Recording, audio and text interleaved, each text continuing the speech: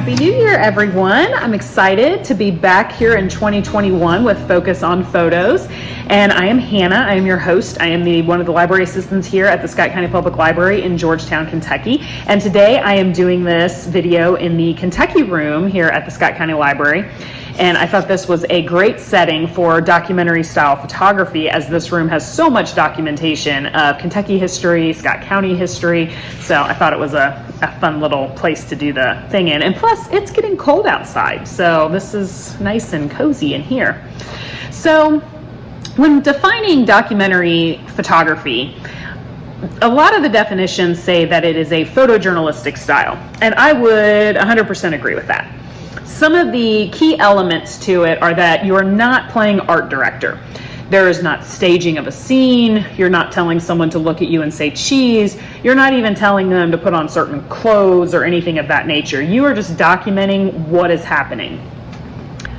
And while we're documenting what is happening, we are essentially trying to capture and tell a story through a series of images or through just one image. You can definitely do it with just one photo.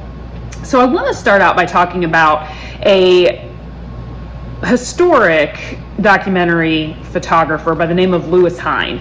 You may have seen Louishine's work and not realized that that is who it was from. He lived from 1874 to 1940. And some of the things that you might have seen in particular was he was hired to do photos of the construction of the Empire State Building. You might have seen this image before of the construction workers having lunch on the beam. It's one of those knee shakers. And then other things that he photographed were immigrants coming into Ellis Island. He worked with the Red Cross documenting war images during World War I in Europe. One of the main things that he did was that he would actually sneak into factories under various guises, and he would snap photos of children that were working in the factories. These images were later used to create the National Child Labor Committee that helped create child labor laws. Now, what he was doing was illegal at the time, and he did receive a lot of threats from foremen and factory police officers, things like that, security and everyone of that nature, because it wasn't exactly appreciated by those people. He did, however, make a big difference with those images. And I think looking back, a lot of us can appreciate the fact that there is real artistry in a lot of the images. And also I think that what he was able to do to create child labor laws was pretty significant. So he used documentary photography to actually make a difference. So 2020 threw some curveballs at us. And, I look back on 2020 and I'm like, okay, so there was some rioting. We've seen rioting.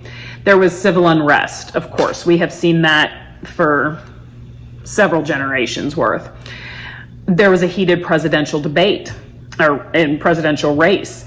And, we have that every 4 years. I don't even think that is all that unprecedented. But I'll tell you what, the pandemic, that was a new one. I didn't see that one coming.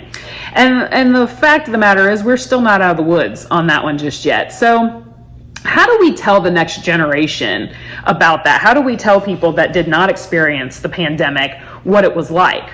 And because we're going to come out of it. So right now, the whole world knows what it's like to experience the pandemic. But 50 years from now, there's going to be a whole new generation that won't.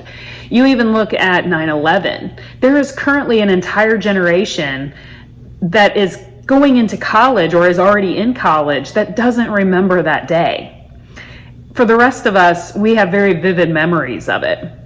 So we document these things.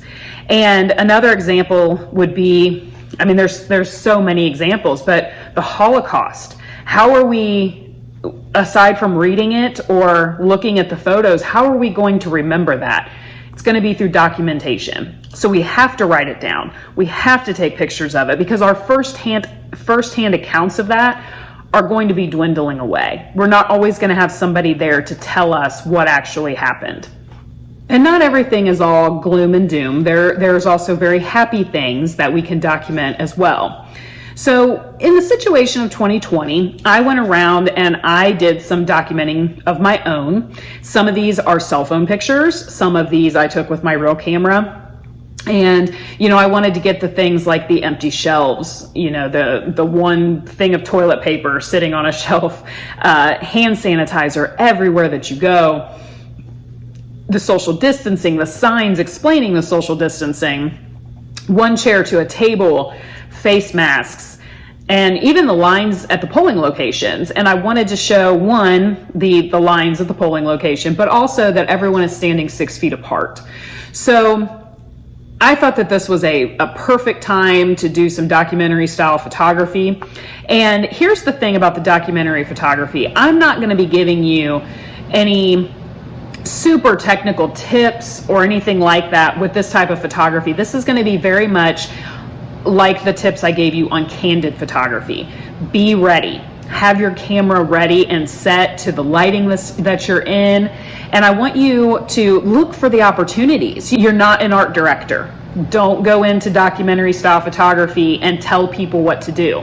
That's not what we're doing. We want you to capture the moment as it's happening. Take in more of the scene. Do a wider lens. Back up a little bit. Take in more, and you know, there might be something in the background that in that moment you're not noticing because you're focused on your subject, but that something in the background might make or break a photograph. So try to get as much into the photo as you can. And I'm going to say, think about it this way. You can crop your photo later, but that's twofold. I want you to look at something and think, okay, I can crop this later, I can adjust my lighting later, I can turn this to black and white later if I want to. But at the same time, I don't want you to go into documentary style photography thinking, I'm going to Photoshop this. I want it to be exactly what you see. There's a lot of people nowadays that are very cautious about when they take a photo. They make sure that they don't get the messy part of their house in the picture. They want to take a picture of their kids playing, but they're like, oh, I've got laundry on the couch and I don't want that to be seen. This is documentary style photography is going to be very real life. So, you know, if somebody's not looking good at that moment, that's okay. We're documenting that moment.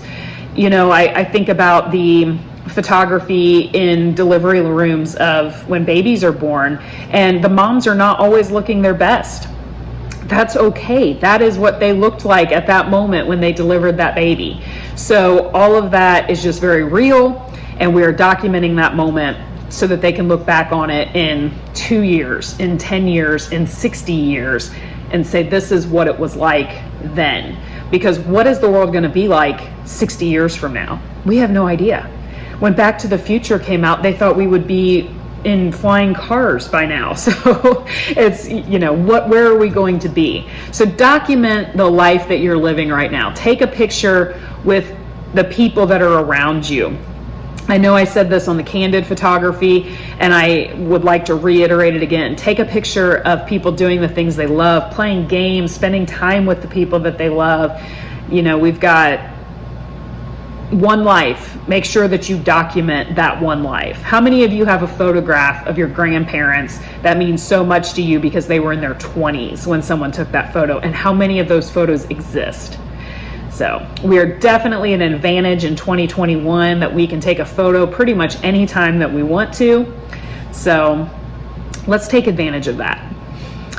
All right. So that's what I have on documentary style photography. Again, I'm just going to say to be ready, have your camera set, look for your opportunities. Don't be an art director. Capture as much of the scene as you can. And when you're going into it, don't think that you're going to edit a lot.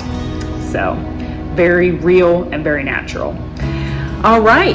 That is all I have on documentary style photography. I want to invite you guys back to talk to me next month when we talk about photographing snow. Love it or hate it, you have to admit that it's awfully pretty. So thanks for joining me today, and you can see any of the other videos in the past on our Facebook page as well as our YouTube page. And if you have any questions, comments, please feel free and to comment in the section below, and I will answer as soon as I can. And I appreciate you watching today. Have a great day.